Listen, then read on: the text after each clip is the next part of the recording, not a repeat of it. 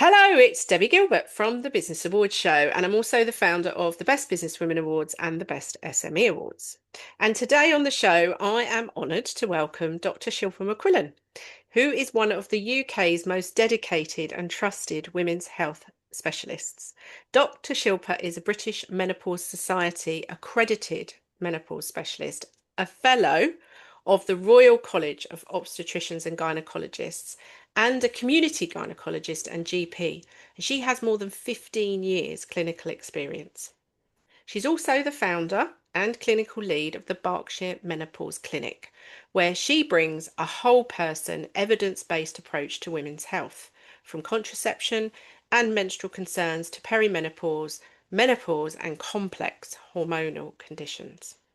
Shilpa is also deeply passionate about education and empowerment, and she serves on the British Menopause Society Advisory Council. She writes regularly as a women's health columnist and speaks widely in schools, workplaces, and public forums to tackle taboos and give women confidence and clarity around their health. Today, we're going to be exploring her journey, what real menopause care looks like, and why understanding our bodies at every stage of life can be genuinely transformative. We're also going to be talking about the fact that she won 2 business awards last year in the Best Business Women Awards, and she was also a finalist in another national award. So welcome, Shilpa. Thank you so much for having me. It's lovely to meet you again. Last time I saw you, you were clutching your silver award at the Best Business Women Awards. Yes, yes, it's really nice to see you and Happy New Year as well. Oh, and you. So you're obviously practicing in the NHS and 3.5 years ago set up the Berkshire Menopause Clinic. Talk me through that process and why you felt the need to set up your menopause clinic. So, I have always been interested in women's health, even, when I was at medical school, I went and did placements in India and in Australia. So this is something that I'm so passionate about. When I finished medical school, I became a gynecologist, actually. That was the first thing I did. So it's quite unusual. I've dual trained as a gynecologist and as a GP, which is very unusual. So I trained as a gynecologist and then became a GP, a women's health GP. And what I noticed is that 10 minutes in a GP surgery, first, is just, it doesn't cut it. It doesn't even let someone get through the door to explain all of their issues. So for me, time was a huge factor, giving people that time, that space. Also, when we think about women's health problems, it's a lot of intimate issues, right? People aren't just going to necessarily volunteer and come in and say, I've got vaginal dryness, I can't have sex with my partner. People need that time, that space, that safety, right? To feel that they can do that. So I really wanted that autonomy to be able to provide people the time, the space, and the safety. And the reason I use the word autonomy is having your own business. I am so meticulous. And what it allows me to do is run a clinic the way I think should be meticulously run. So that was a huge part of it for me. I'm also really driven. Like for me, I have tried to do as many women's health and menopause accreditations as I can, because what I also noticed, and you might not even believe this, Debbie, that even as a gynecologist, the menopause training is shocking, and Is that's as a it? gynecologist. I didn't know that. Let, yeah, let alone as a GP. So, I'd done all my exams in gynecology, and I can honestly tell you, I didn't know as much about menopause as the 3 years after I did my menopause accreditation a few years ago that I did. So this kind of combination, I was seeing patients in GP surgeries, and the kind of light bulb moment for me was actually a bit of a funny story. My own patient saying to me, "Why don't you set up a clinic?" And at the time, I was like, as an NHS doctor, I don't feel ethically I want to do that. I believe everyone should have access to care. And they were like, "Dr. McQuillan, you clearly are not somebody who is just all about the money, but it gives other people access to you, and the people who aren't in the surgery," because they were like, "Some of our friends have gone to reception to try and book in with you and have been turned away, that you're not in the catchment area, you can't." So that kind of combination kind of made me think, well, actually, I'm going to give it a go. And you did. And customer Yeah. care has really been at the heart of everything you're doing. So talk me through what it is you're doing that you identified was missing. Because it's not just about the time that you give to your patients, is No, it? absolutely not. So the way I've based my business is on patient's response of how they feel. They come and they give you feedback, don't they? They come to the GP surgery, they give you feedback of what issues. Time is only one of the factors.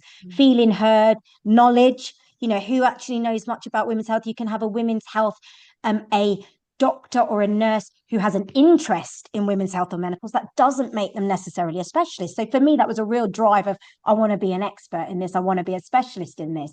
So that was one of the driving factors as well.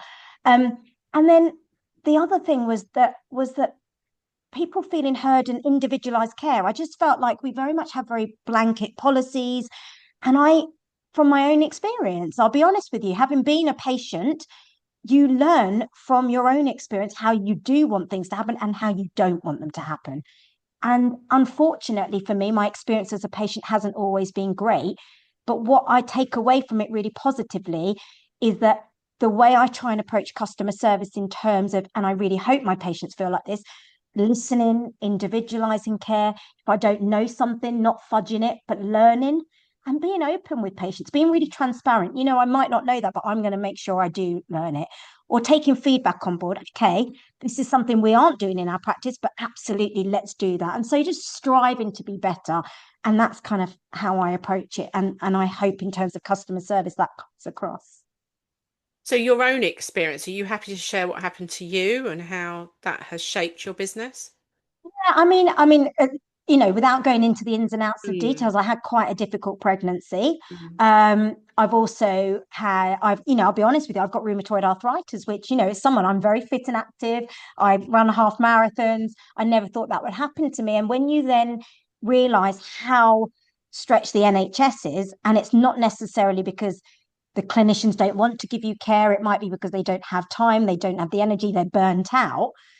That might be one aspect, but also I realize, there are some people who sadly don't want to always learn more, or will say to you, I can't help you, and shut the door in your face. And I just realized, actually, from my own experience, I can see how patients feel. I can see why patients complain about doctors. I can see why patients hate the NHS. And our talk today isn't about the NHS, but it is a free system and it does struggle. And with that comes a lot of disadvantages. So I thought, by having my own business, I can shape my own customer service. I can provide the care I want to. I can give that time. I can give that energy, and I can learn as much as I want to be better. mm. And how did you go about marketing this business? Did you have to do marketing, or did people just naturally find out about you through other people that you'd seen? Yeah. Do you know what? That's a really good question. And I think a really special question for a business podcast, because, and I'm sure you'll ask me this later, I have no business acumen. I have only ever been a doctor. And I'm so proud of myself to even get this up and running. If you told me I'd done my own website, I created a business, I would have laughed at you 4 years ago. Um, so in terms of marketing, and this isn't any reflection on anyone else, I don't believe in advertising in the sense of come and pay money, come and see me. Mm. For me, marketing and advertising is, I go and do talks in the community. Come and Right. see me talk. Mm, And if you like that and you think, I can trust this doctor, I like the look of her.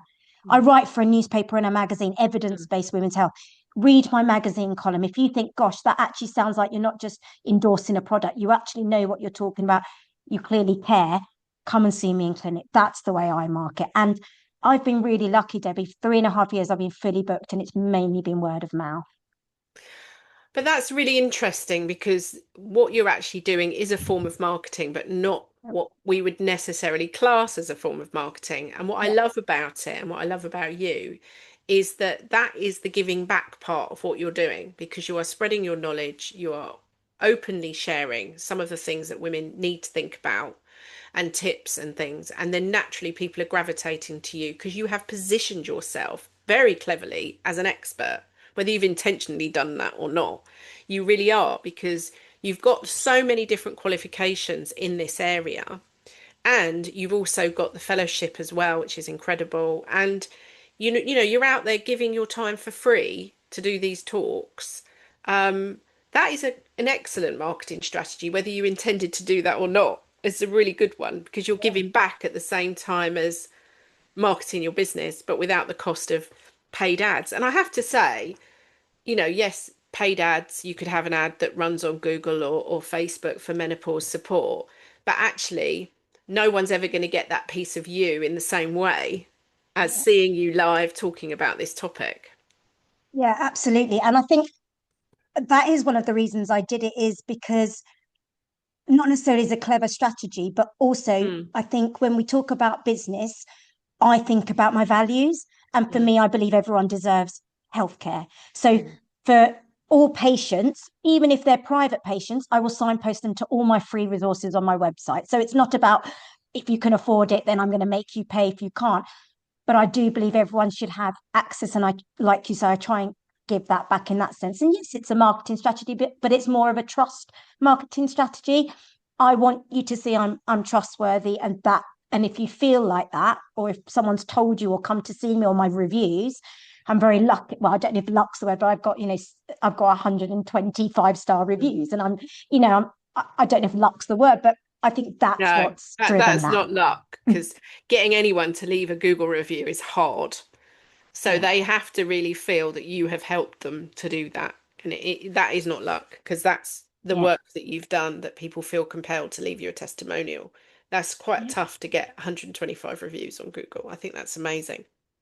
Yeah, Google and Trustpilot. So it's probably more than that, but yeah, Mm. the combination. Yeah. So, what common things are you seeing with women around their menopause and perimenopause? Can you talk about anything that you see that is a common thread where women aren't getting the support and advice that they need, and where they can go first of all, maybe for some help? Absolutely. So for me, I see a range of it. I see women who GP are absolutely happy to prescribe HRT, but these women still feel that either the time constraint, or they'd still like to see a specialist to make sure they get that informed decision. Mm, Like, I want, great, my GP is so supportive, but I want to see someone who knows a lot about this, that can give me all the options. So I see that range. And actually, I try and be very ethical with my practice. I am very, very much a believer that even if I see someone privately, I'm happy to share care with GP so that they can get prescriptions a lot cheaper on the NHS.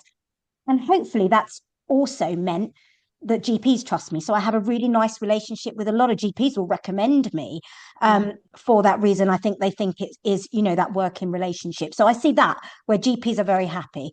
But then I also see the extreme of just that lack of knowledge. Patients have chronic conditions. People have things that people don't necessarily know about. People have cancer.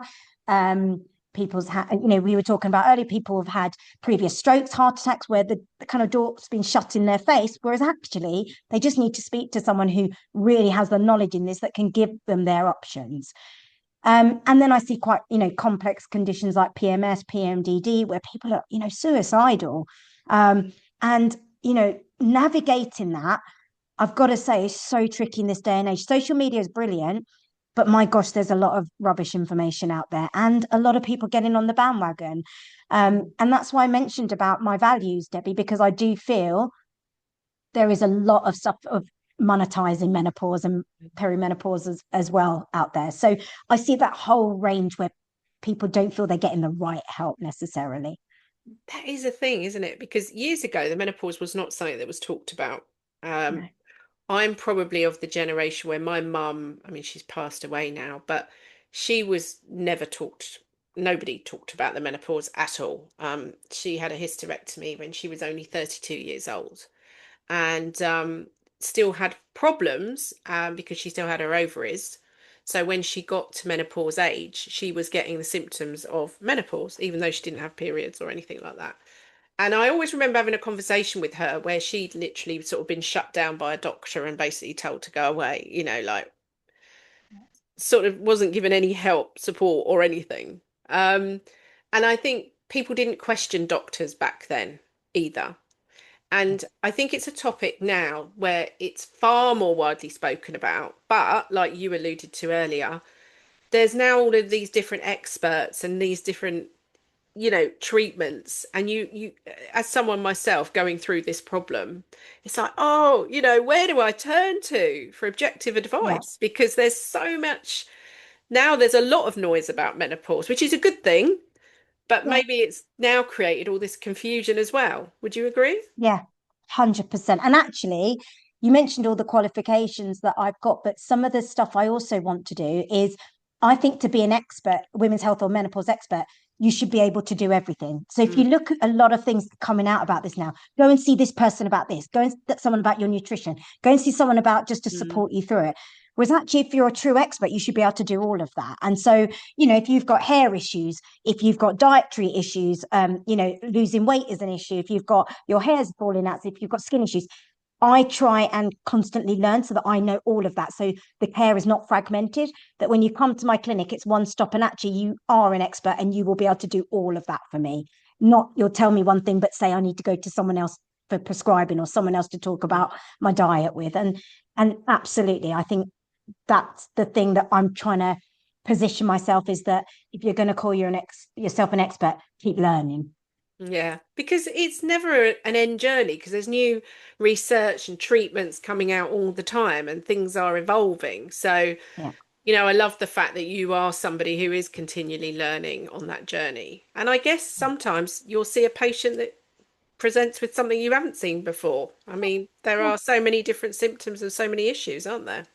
Yeah, absolutely. But that's, you know, that's why, you know, you mentioned I'm on the British Menopause Society Advisory Council. So we also are on a forum where we have to give advice to other healthcare professionals and GPs. Mhm. But it keeps you up to date. You have to have Mm. your knowledge to do that. To be a fellow, I have to have knowledge. Mm. To write for a newspaper, evidence based, you know, anyone can write for a newspaper, right? But I never want to be challenged where I don't know what I'm talking about. So I will do my utmost research to make sure what I'm providing in those articles is of the highest quality. So that really keeps me on my toes, because I'm like, I don't ever want to submit or have my name to anything that isn't evidence based and high quality. So yeah, that continuously keeps me on my toes. And where can people read your articles? So on my website, again, it's all free on my website, but I write for Henley Standard and Henley Life magazine, and so that goes to all the houses in the area. But then I put it on my website for people so that they can access them. And it's also very useful in my clinic. So, you know, let's say, for example, my article a couple of months ago was about hair loss. So if I see someone in my clinic about hair loss, I can signpost them to, you know, Yeah. a proper evidence-based article all about how they can try and get that help. Um, and again, like I said, not everyone can afford access. And so I always try and make sure people know. And as you know, I've got a YouTube channel as well and do lots of podcasts to try and put that information out. Yeah, your podcast is really good. Let's talk about awards. So you were 3.5 years into your company, and you then decided, presumably last year, that you were going to enter some awards. So what was the thought process behind that? So for me, customer service was the main one I went for with all Mm. these business awards. It was so important to me. Patients don't care if you won an award. Mm. What they care about, which is what win an award to me, there's so many aspects it means to me, and I'll go through them. But for patients, for me, what it meant was I am going above and beyond to make sure I am committed to improving. Because you just win awards like your awards from doing nothing. I had to really, I mean, the process is rigorous, isn't it? I had to really apply and put in a process. But what I what I wanted to showcase at the end of it is that by winning awards, you're showing kindness, you're showing good ethics, you're showing good safety, you're being responsive and reflective and learning, so that for patient feedback, you're trusting. These are all the things that I think patients take away when somebody wins a huge award. Mm. And that's what I wanted to get from it. The other thing as part of my work, I also do talks for corporate. So I thought, Mm. right, if I win national awards, it also sets you in a position of being taken seriously as well. And you know, as a result of it, I do lots of talks, and I've done some talks for some very huge companies, which is incredible. So I think for that, being taken seriously, and also I'm in two leadership roles. I'm an NHS clinical lead of NHS Women's Health across Berkshire. And again, when I won that award, my colleagues on my same level were like, "That's incredible, well done." And it's almost like not proving to them, but again, I'm positioning myself that take me seriously. I'm a female. I'm Indian by background, and I never use those, by the way. I want to be awarded because of how good I am at something, not being a tick box at all. Mm. But I just think it's another great thing that actually I'm female, I'm a leader, I'm, from this background, and I'm winning these awards, and I'm in a leadership position, and I'm positioned myself because I'm the best at what I do, not because you've hired me because I'm ticking a box for you. Well done. I mean, you did an incredible job, and the judges from our panel were really, really impressed with what you've done, because the best customer service category in our awards is highly contested, and we get a lot of entries, so we don't shortlist a lot of people for that. So amazing. Let's talk a little bit about the transition with, well, you've got a dual role anyway, so you haven't transitioned from NHS to running your own business. You are literally doing both and these other roles as well, which is amazing. So, what was it like for you setting up this business? Having kind of probably come from an environment where you can pick up the phone to various departments and they'll wheel in whatever it is that you need, to setting up your own business. I mean, how challenging has that been? Hugely, and it's an ongoing challenge, right? It doesn't end the moment that you start your business. I'd say the No. challenges only begin in there. Mm. For me, hugest challenges, as I said, have been I have only, and I say only, but I've only ever been a doctor. Mm. I vocation does that. I don't have an IT background. I certainly don't have a business background, a marketing background, an nothing. So for me, it was like, how do I position myself? How am I even going to learn? And a lot of it is learning on the job, right? You kind of, I did my own website. I mean, I just find that bizarre, to be honest, that I've even managed to do that. So what I would say is, because I'm so driven. So being a doctor, automatically, I think I'm a driven person. But you go into medicine, you have to I be. was going You to have say to you got to do 7 hard years you at have that. to know from the age of 14 what you're going to do, Yeah. because you have to choose triple science GCSE. So you have to know from the age of 14. So naturally, as a doctor, you are competitive and you are driven. And I think that's what set me in good stead, because I didn't have any of this background. So that has been the biggest challenge. I think the other huge challenge is, and it's ongoing, right? How do you grow your business? Mm. How do you add more people? I'm also my biggest challenge, and that is because I'm a perfectionist. I don't want somebody who's not going to have the same morals or values as me at providing that level of care if they're a clinician, and equally as administrative or my skeleton or collaborative staff that I have alongside me. I want to put in as much work as if it was their own business. So that, I would say, is a huge challenge, is not coming from a business background. How do you be not a micromanager? How do you be a good manager, I would say? Mm. So how have you done that though? Or are you still on that journey a little bit? I'm still on that journey. I think for me, patients want to see me. Yeah. So there's not been that drive, apart from the fact now my clinic is grown in terms of patient numbers, but there's not been that real drive to have to need to get other clinicians or have to get loads of extra administrative support. But I think I'm reaching that point with the amount of talks I do, the amount of corporate talks, the Mm. amount of patients I have now, that I need to look into that. So I'm definitely still on that journey. And I'm a big believer, as I said, of learning. So, Mm. if people listen to this podcast, of the networking we go to, or come into the events, when I can learn from other people, Mm. I love doing that as well. If someone can give me advice, if someone can help me, I would love that, because I do believe that the day you stop thinking you can learn is the day you should stop. Yeah, I agree. And I think you've been clever to call it the Berkshire Menopause Clinic rather than Dr. Shilpa McQuillan. So Yes. the fact you've got a more generic name leaves you open to taking on more clinicians and growing it. And is that your plan over the next few years, to grow it to a bigger business? I'm in an R in that, because patients want to see me, and I'm in a comfortable position at the moment where I'm able to do that. I don't think necessarily. I definitely don't want a huge clinic. I think if it does, it'd be a few clinicians. I want to keep it local. I don't want a chain all over the Mm. country, because I think, for me, it doesn't mean this is for everyone at all. You start to dilute your Mm. the care you want to provide, and for me, I want to ensure that care is what I want it to be. So if I do expand, it will be definitely a few, highly qualified clinicians in the local area. I do provide virtual consultations as well, but patients do also like that. I'm a hand holder as well, so I like giving that option that patients can come to the clinic and be seen, especially for their first time. Fantastic. So, I mean, we always sort of try and end the podcast with a few tips. Maybe we should talk a bit about menopause tips as well as business tips. So let's come back to menopause, maybe because that's a subject close to my own heart at the moment. Um, at what point should women start questioning maybe the treatment that they're getting? I mean, how it's a big subject, isn't it? I mean, how do people kind of challenge what a doctor is saying to them? And can they challenge what a GP is saying to them? Yeah. I would go one step before that. Hmm. Advocate for yourself, but you shouldn't have to be a doctor. I think one of the things that really grates on me is when patients are made to feel they have to go away and do their own research to Hmm. the point, well, why am I seeing a specialist or a doctor anyway if I've got to go and learn it all myself anyway? And actually, when you're feeling unwell, who wants to look up all of that?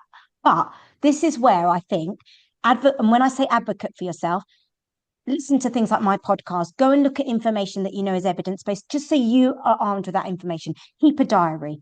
Hmm. And then in terms of challenging, what I would say is don't wait for things to get to the point where you can't function. And we're in a business podcast here.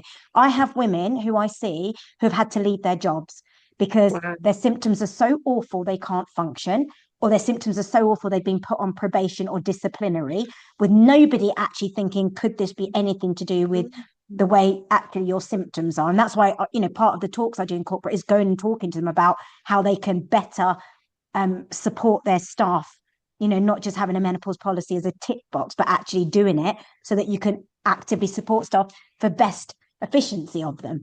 So definitely don't wait until things get to that point. So if you feel your care isn't ideal, if you feel your care isn't optimal or right for you, if you feel you're not getting the answers that you're getting, go and see someone else. Get Go and another see a opinion. specialist.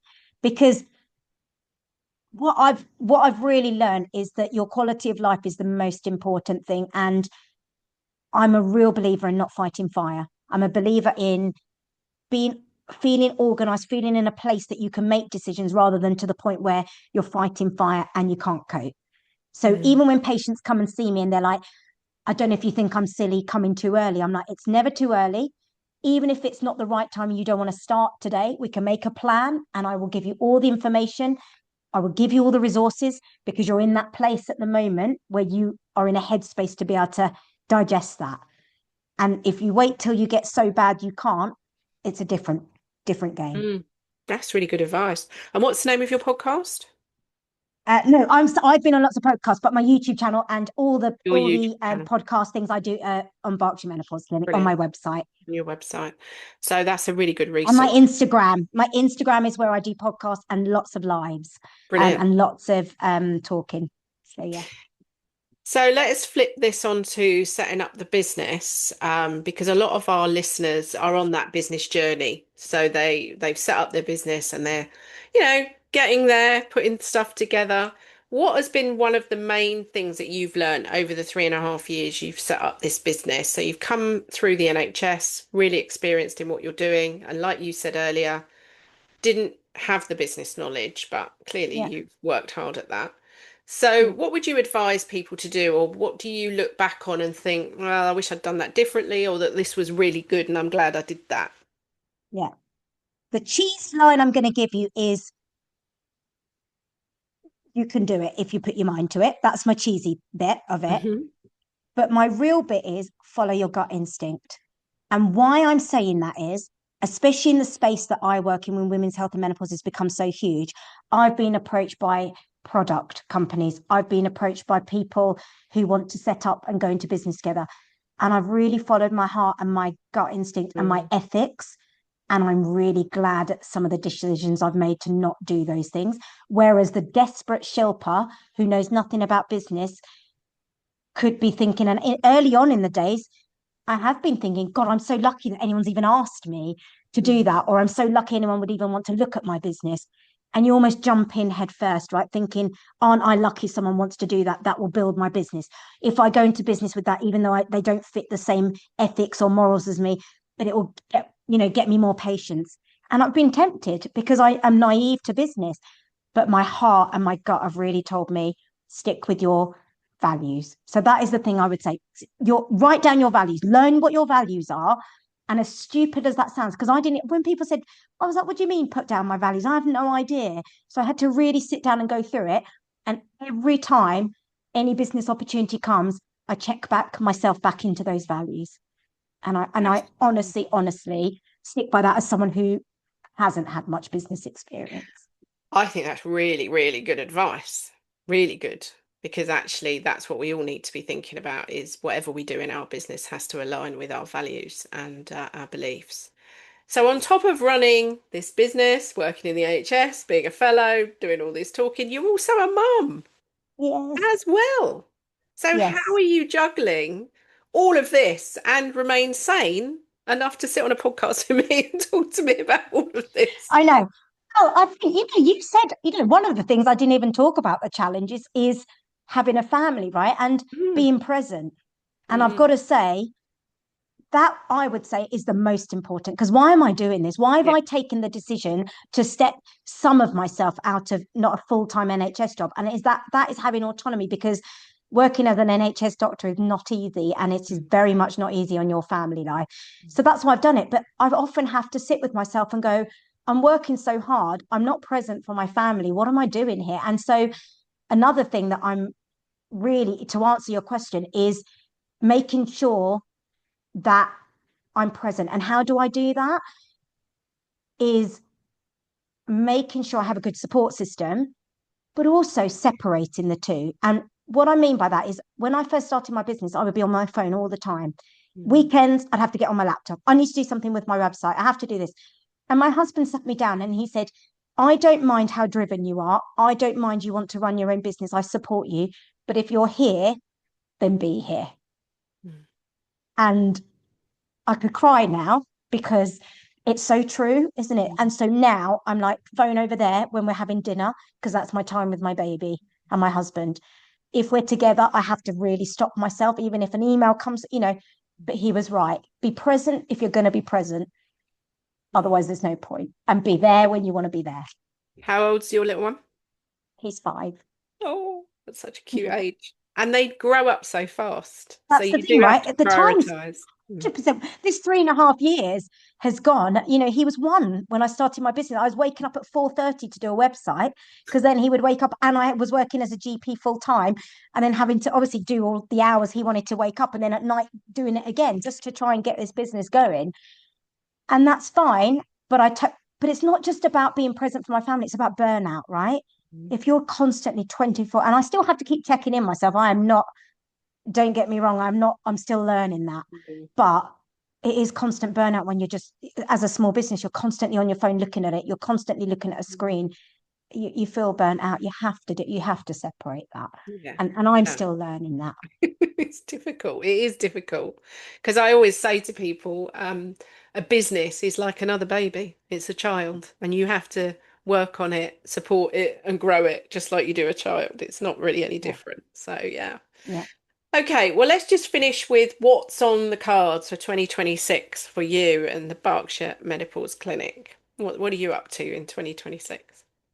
Um, I think, as a result of obviously these awards and many things I've done, I've been getting a lot more corporate talk. So that's going to be on the agenda a lot more. I'm doing some talks in some schools. So continuing that journey of like spreading good education, it is on the board. I would like to do some other things. I'd love to think about podcasts, books, things like that, but not in a kind of cheesy way of just doing it for the sake of it. I've got a few ideas I'd love to, but I think that comes with growth. And so I'm going to park that for now. Really, really quenching my family. I think that's really important of doing together. Um, and as you know, because I pestered you after the awards and I wanted gold and I didn't get it, I'm not I'm very driven, and I'm like, right, well, now I've got to keep working at this. So that's the other thing I need to keep plugging away at, trying to just, joking aside about the awards, but just keep it selling and trying to get better as well. Well, you are utterly inspiring. You really, really are, truly. And I'm so impressed with the level of detail that you put into your business and the lives that you've changed. It's incredible. So well done you, and well done on the wins so far. I think we're going to see you winning more awards, if I'm honest. And I shall watch the growth and development of the Berkshire Menopause Clinic with interest, because I'm sure there's going to be, I think it will end up bigger than even what you think. I think in the end, Yeah. you will be, because you're making such a difference to so many people. So thank you for joining me today. It's been lovely, lovely chatting to you. And I wish you every success with your business. Thank you so much, and thank you for having me. Thank you.